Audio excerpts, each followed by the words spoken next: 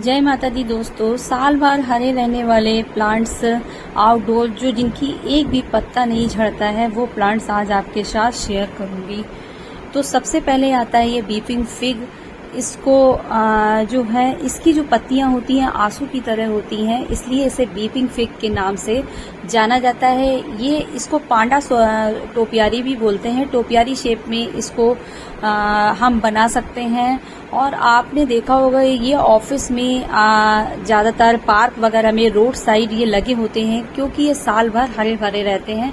इनकी थोड़ी बहुत पत्तियां झड़ती हैं, लेकिन पूरी तरीके से ये प्लांट्स कभी भी नहीं हमारे गार्डन में पत्तियां छोड़ता है। ये सफारी फाइकस के नाम से इसको जानते हैं।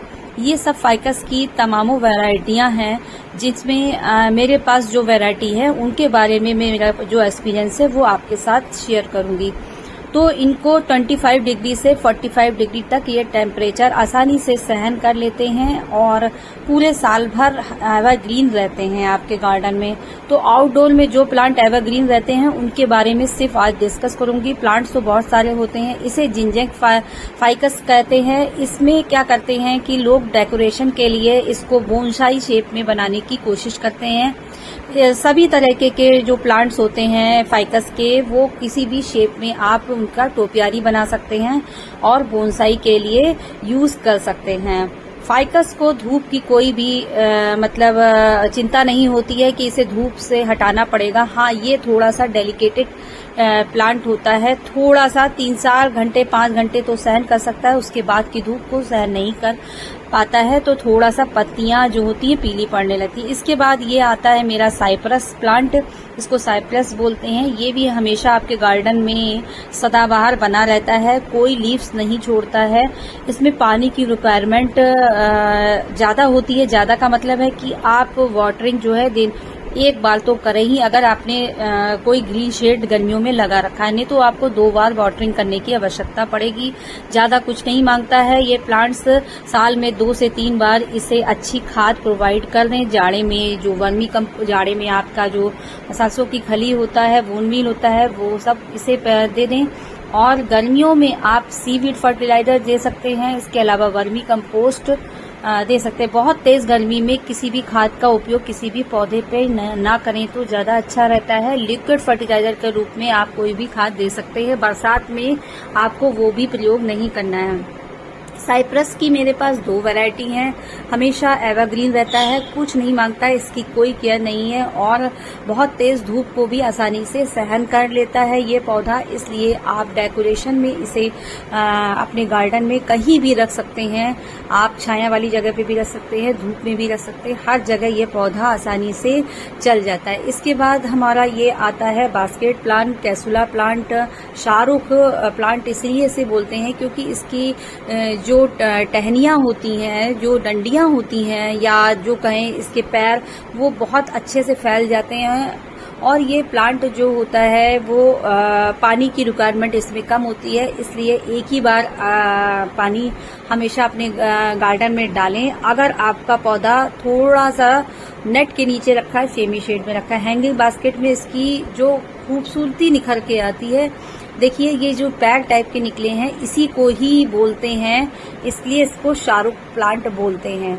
तो मैंने इसे काफी जगह लगा रखा है, जहां जहां धूप आती है तो वहां मैंने हैंगिंग बास्केट में भी इसको 1-2 जगह लगा रखा है। अपनी बालकनी में, अपने टेरेस गार्डन में, अपने नीचे वाली बालकनी में, हर जगह 1-1, 2-2 प्लांट शिफ्ट कर रखे हैं। तो बहुत अच्छा प्लांट है, लगा सकते हैं। हमेशा एवरग्रीन रहता है। जाड़ा, गर्मी, बरसात एक जैसा, कोई खाद ज्यादा रिक्वायरमेंट नहीं होती है। आप जो भी फर्टिलाइजर अपने पौधे में डालते हैं वो इसको दे दीजिए। साल में 1 से 2 बार फर्टिलाइजर दे सकते हैं। इसके अलावा आपके आउटडोर प्लांट में एवरग्रीन रहने वाला जेडे है। जेडे को हम अलग अलग तरह से क्रिएटिव अपनी कल्पनाओं के द्वारा, अपनी इमेजिन से बहुत कुछ आकार दे सकते हैं इसको। तो जेडे धूप में बहुत आसानी से चल जाता है। हैंगिंग बास्केट में मेरे घर में जेडे की 20-25 वैरायटी लगी हुई है, जिसे मैंने हैंगिंग बास्केट में भी लगाया है और बहुत सारी टोपियारी भी बनाई हैं और मिनिएचर भी बनाए हैं बहुत सारे। तो जेडे के बारे में हम कभी पूरा फुल बताएंगे आपको। ज़्यादा को धूप की आवश्यकता होती है। और ये थूजा है, इसको मोरपंखी बोलते हैं, ये भी धूप में आसानी से सरवाइव हो जाती है। इसके अलावा इसमें जो सीड्स बनते हैं वो उससे आप उसको सुखाकर आप अलग अलग प्लांट भी बना सकते हैं। इसके अलावा इसी में ही थोड़े से सीड्स सूख के गिर जाते हैं तो उससे नया प्लांट भी उगाता है। कटिंग से भी ये प्लांट सक्सेस हो जाता है। आप इसकी कटिंग भी अगर आप मल्टीप्लाई करना चाहते हैं तो वहां से लगा सकते हैं। इस तरह के बीज होते हैं जिसे आप जो है इसी प्लांट पर लगे रहने दीजिए और बाकी सब निकाल दीजिए, नहीं तो ये हमारी जो पौधे की ग्रोथ है उसमें उस ग्रोथ को रोकते हैं, उसमें बाधा डालते हैं। इसलिए देखिए मैंने क्या किया है कि ये सीड्स जो है थोड़ा सा सूख गया था, इसको मिट्टी में दबा दिया। यहीं से मेरा ये छोटा सा पेड़ निकल आएगा तो इसको मैं सेपरेट कर दूंगी या इसको ही घना बनाऊंगी। तो इस तरीके से मोरपंखी के आप प्लांट लगा सकते हैं। मोरपंखी का प्लांट 1-2 घंटे की धूप में भी चल जाता है और ज्यादा धूप में भी चल जाता है। तो मोरपंखी भी ज्यादा कुछ नहीं मांगता। इस प्लांट में मेरे पास ये 2 जगह 2 प्लांट हैं, थूजा और थोड़ा थोड़ा अलग अलग शेप है इनका। ये जो बालकनी में मेरे पास ये रखा हुआ है इसमें बहुत सारे सीड्स निकल आए हैं और ये वैरायटी जो होती है वो पूना से आती है, तो रेड मिट्टी में आती है। तो इसकी मिट्टी पूरी तरीके से पॉलीबैग से चेंज करके ही आप इसको लगाएं, क्योंकि रेड सॉइल में ये होता है और इसी वजह से काफी लोगों का प्लांट ये मर जाता है, खराब हो जाता है। तो ये थोड़ा कम अट्रैक्टिव मुझे लगता है क्योंकि ये ग्रे फॉर्म में थोड़ा सा आ रहा है और जो मैंने पहले दिखाया था वो पूरा ही ग्रीन फॉर्म में है। तो ये मेरे कुछ प्लांट है जिसके बारे में आज मैंने आउटडोर डिस्कस किया, जो हमेशा मेरे गार्डन में एवरग्रीन रहते हैं। इसके अलावा मैं इंडोर पे आपको नेक्स्ट वीडियो बताऊंगी कि जो हमारे गार्डन में सदा हरे भरे रहते हैं। Thank you.